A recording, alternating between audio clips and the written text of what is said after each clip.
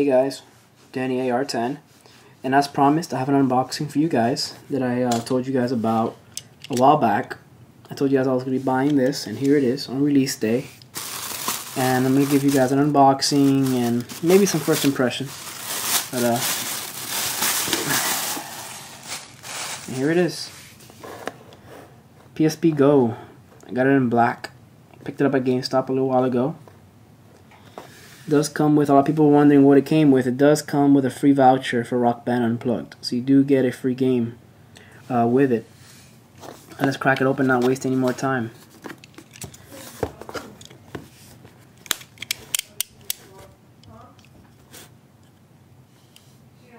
There you go. And it does come in white and black as well. I pre-ordered the black one because I never really liked my electronics to be white. I always liked the black color, and this is called piano black. Let's open it up, see what it comes with. There it is. First, on this side you get an advertisement for Patapon 2. Great game. If you guys haven't played it, definitely recommend it. And then you have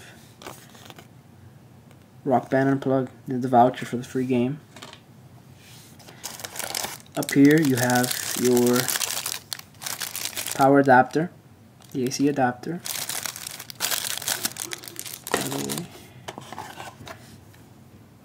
You have your basic charging cable, which is a lot like the cable Sony uses. This is a lot like the new cable they use now on the PSP Slim, which plugs directly into the console.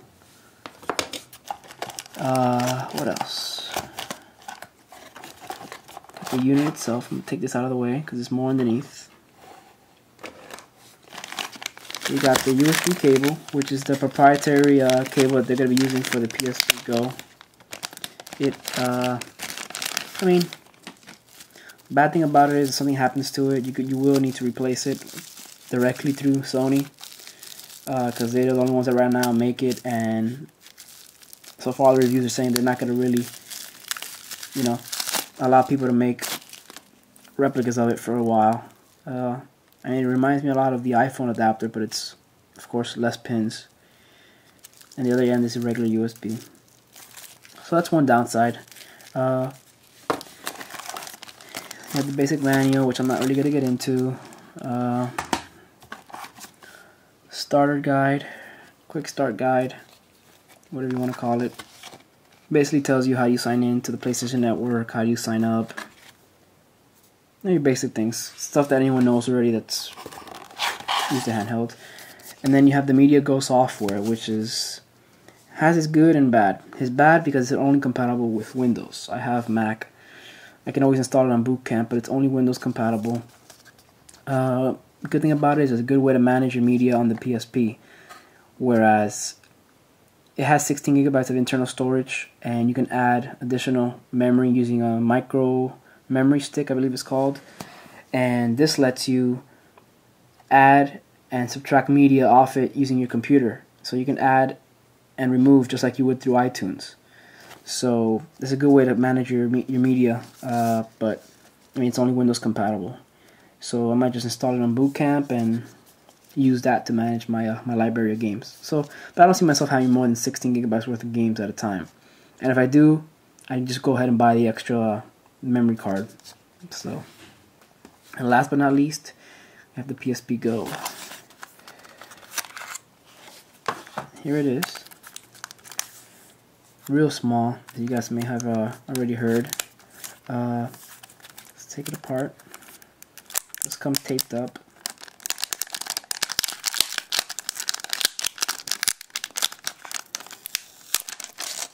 I really want to see how it feels in my hand. A lot of people have been complaining about the size for people with big hands and whatnot, but I don't have big hands, so here it is. The plastic covering on the buttons right now on top. The buttons feel fine. These rubber rails here on the back are supposed to be for added grip. Here is your docking connection for the USB cable. You have your headphone jack here at the bottom. You have your PlayStation button which the regular PSP had. Here's your wireless indicator. These are your speakers here in the front. Your Bluetooth indicator lets you know if it has Bluetooth, because this new PSP GO does have Bluetooth. Get the focus in. You have on the right your power. You have your knobs up top, your right and left. Then you have your volume rocker right in the middle, with your music button and the brightness button, so just your brightness settings. And on the left you have your wireless LAN switch and the memory stick slot, where you expand your memory outside of the 16 gigabytes built in. Then, actually I think I do gotta take these off to open it up.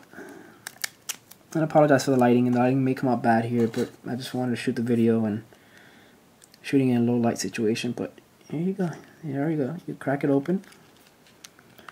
You have your buttons down here, of course, your regular D-pad. You have your nub stick here. Start, select. Your triangle, of course, X, square buttons. They are a little bit more recessed into the unit. It's kind of like in a bowl, and the buttons are inside. Same for the D-pad. But off the bat, I don't understand any of the complaints that people were giving for as far as the placement of the buttons. The nub stick feels a lot better than the old PSP. It's actually more firm. It doesn't slide and glide as easy as the other ones do, which is better. It has more friction to it, you know, allowing for more precise control. The other PSP analog sticks kind of real loose and kind of hard to control. This one, aside from having this little circular thing that keeps your thumb in the area, the other one you were controlled by just putting your finger on the nub, and it will slide all over the surface of the PSP, and it was harder to keep control of. And from there you can see the back. Here's how thin it is open. Here's the back of the unit. And if you guys want to see a comparison with an iPhone, here's my iPhone. I have the OtterBox case on there still. I mean, it's not too thick of a case compared to the Defender, but you guys can get an idea. It's about as thick as the iPhone with the case on. With it open, it's much thinner. You guys can see that. As far as width, there's your iPhone. There's how wide it is compared to it. So it's almost dimensionally, it's almost the same size as an iPhone. It actually weighs less than the iPhone as well. So that's just a quick comparison. And let's see if we can crack it on real quick. We have 2 minutes left. See if we can get this in and see if it turns on.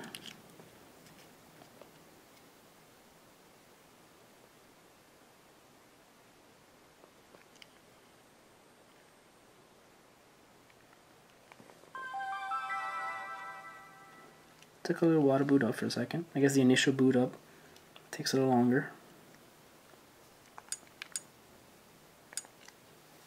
You guys can see there. There you go.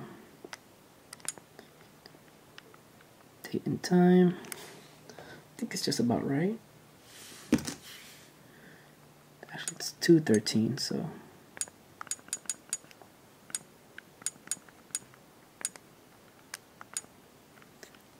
It's a nickname, and I'm going to get into this stuff a little bit later, but there you go, guys. There's the PSP GO.